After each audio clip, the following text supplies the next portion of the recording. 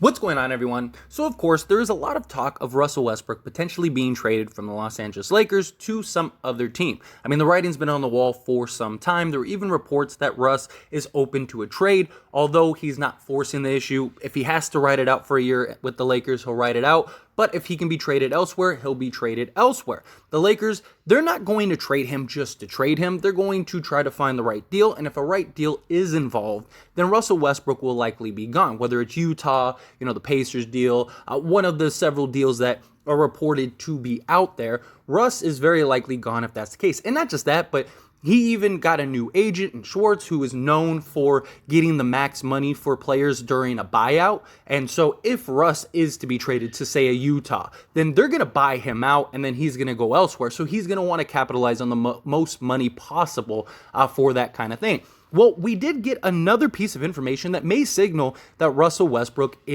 trade is coming. And that is this. So per E.B. Solomon, of the Wall Street Journal, the former NBA MVP has listed his Brentwood mansion for sale at a cost of $29.995 million, so just under $30 million. Citing the official listing on Zillow, Solomon notes that the house is 13,500 square feet and contains 6 bedrooms, a movie theater, bar, wine room, and gym. Westbrook originally bought the house in 2018 for $19.75 million. So Russell Westbrook has listed his home that he has in LA for $30 million. He bought the house in 2018 for just under $20 million. So he's going to make a profit on it. So I don't want to immediately jump to the conclusion that this means Russ is gone, like a trade is coming, that kind of thing. I mean, this is a sign in the positive direction. And like I've always said, when you see multiple things sort of lining up, there's usually a tell there. But here's the thing too. He might, want to sell that house. He bought the house in 2018, so before he ever went to the Lakers. So maybe he's just looking at it as like, I'll make a cool $10 million off of the sale of this house, and I could just use that to go buy another house, something along those lines. Like, this could just be like, hey, I might not get more money for this house than I would right now. Let me do this. The other thing is, too, is houses take time to sell, right? And so if Russ stays with the Lakers, say, for another year, it might be that year before this house actually sells. Lakers probably aren't re-signing Russ. Like, I just don't see that happening unless Russ, like if the Lakers somehow turn it around, right? Russ is a perfect fit, which I don't think is going to happen. But let's say even if he's not a perfect fit, but let's say he really works and like the Lakers are really good. Let's say the Lakers make it to the Western Finals, or let's say they make it to the NBA Finals, or they win a championship this year. Then maybe the Lakers look at him and go, hey, maybe we could sign him for, $15 million, something like that, especially if you don't get a Kyrie or somebody that, is of a higher caliber. If Russ is able to work, maybe the Lakers keep him on a smaller deal. That could be a possibility. I don't think that's going to happen because it would take a lot of dominoes to kind of fall in place and a lot of things to go right for that to be the case. But you never know. I mean, the story we all wanted when Russ first went to the Lakers was Russell Westbrook going home and winning a championship with the Lakers. We all wanted it. We all knew it wasn't going to be a good fit. We all had our concerns and our questions, but that's the story we wanted to talk about. That was the story we wanted to tell. Dude, Russ with the Lakers, him, LeBron, and Davis were able to lead the team to a championship. What a great story. What a great moment for Russ and the league and this, that, and the other. And unfortunately, it was the total opposite, right? It was a complete disaster. Russ didn't fit. Russ didn't really work. But maybe Darvin Ham could get the most out of him. Maybe that's just me trying to look at the glass half full rather than half empty. I'm trying to be optimistic, because I want the Lakers to be good. I do like this team. I think this team is very comparable to the 2020 championship team. You got a lot of guys that could be great defensively. We weren't a great three-point shooting team that year, but we had a couple guys that could knock down the three ball just like this team. The only difference is we didn't have a guy like Russell Westbrook. If Russ can figure it out and Darvin Ham can make him effective, I really think Russ could be a huge factor on this team. But, of course, the Lakers, if they can find a proper deal, they're going to trade him. Like, if the Jazz say, hey, we'll take one first for, you take these 3 guys and we'll take Russ, I think the Lakers move Russ. But they're not going to just move him just to move him. So don't expect that a trade has to happen or that it will happen. I think it's likely, especially because the Jazz have to move off of guys. But I don't think it's something that has to happen if you're the Lakers. I think you're almost in a better spot to do no deal rather than a bad deal and just try to figure it out. If it doesn't work, yeah, you kind of wasted a year, but, maybe a Kyrie comes, something like that, and kind of changes the tides of this Lakers team. You never really know. But ultimately, I do think that this is something that is at least interesting and at least worth a discussion.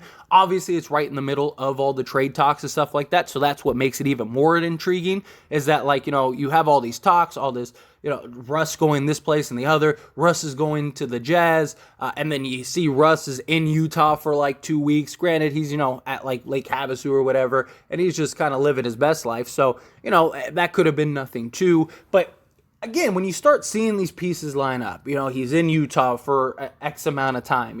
He's he signs a new agent that is known for buyouts. And now he's selling his home. All of those things, it could just be circumstances. It could just be several things. It could just be that Russ knows at some point I am leaving. Whether it's via trade now or it's I ride this season out and I go elsewhere next season. Either way, very likely the possibility of Russ being on this team beyond this season is extremely low. I just don't see Russ getting another chance with the Lakers unless things just go incredibly well this year. Like I said, if Darvin Ham can figure it out with Russ, get Russ to be extremely effective. Look, Russ averaged 18, 7, and 7. And he averaged it roughly at his rate that he usually scores at. But the problem was he wasn't effective.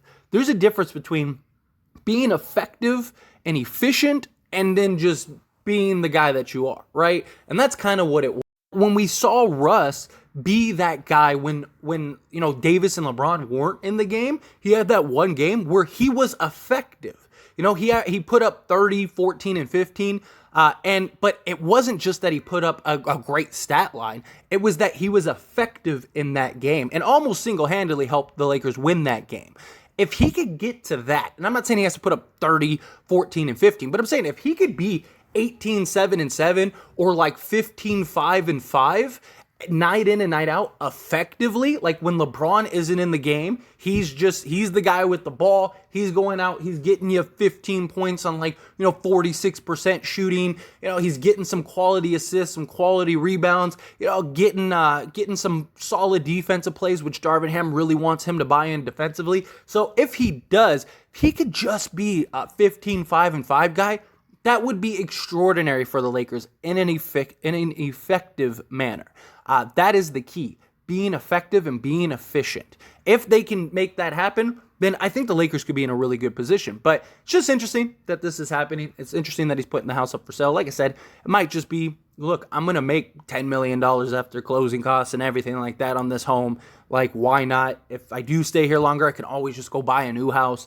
Otherwise, very likely I'm gone within the next year. It's going to take time to sell the house anyway. So whatever ends up happening, and we'll let that be gone. But anyway, as always, this is a discussion, so I want to hear from you. Let me know your thoughts and opinions down in the comment section below. What do you think of this? Do you think this is a telling sign? Do you think it's nothing? Do you think, he's going to be off the team in a year anyway, so it makes sense he'd put the house up now, and then, very likely takes a year for the house to sell. I do. I think that this could be something interesting, but I don't want to put too much investment into that. I don't want to, get people's hopes up a deal is coming. This could just be not. Deal is on the table. I do think the Lakers pulled the trigger on that deal. It's just finding that right deal and which team blinks first. I wouldn't be shocked if a team that hasn't even been mentioned or reported just comes out of the woodworks to acquire Russ, because just like Donovan Mitchell and the Cavs, right? That wasn't nobody really saw that coming. They were mentioned a month earlier as a possible destination, but that was it. Knicks, right? That was what all of this was. And then, you saw the Cavs just come out of nowhere and boom, they were able to snatch up Donovan Mitchell. We may see the same thing with Russ, but not because of Russ, just a team come in and say, hey, I'll take the 27th pick. We're not a contending team. Maybe a team like Detroit. They're we could move a couple guys, send it to them, take Russ, buy him out, and then go and, do something like that. Or maybe even the Spurs. Maybe Pop's hey, look, we're tanking anyway. Let's just embrace the tank. We'll take a 27th pick, just to just to get a free pick. You might see a team that just says, we'll take what the Lakers are willing to offer because we're not going anywhere anyway, right? And like maybe these pieces aren't that good, a lot of people really like the Spurs players, right? But like I could see the Spurs, like Pop, even though I know he's not big on trading with the Lakers, I know he's said in the past, like, I won't trade with the Lakers, but he's not stupid. Like if he can get free assets, he'd probably do that. And he hasn't been in this position in like 20 years where like, he's going and tanking purposely to try to go. He's usually one of the best teams in the league, if not the best team, year in and year out. And he's been in this down slope. So you might look at it as like, let me put this team in a position for the future, whether I'm here or not come that time. Let me just go get this asset because it might be a good asset. Like we don't need Podol and Richardson and McDermott, something like that. Like let's just move off of these guys, embrace the tank. We'll buy out Russ and we get a free pick or a first and a second out of it. Like why not?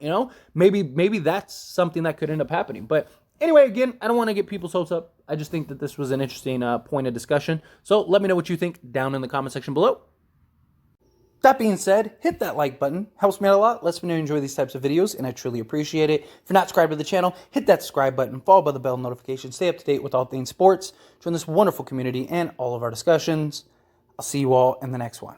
Thank you.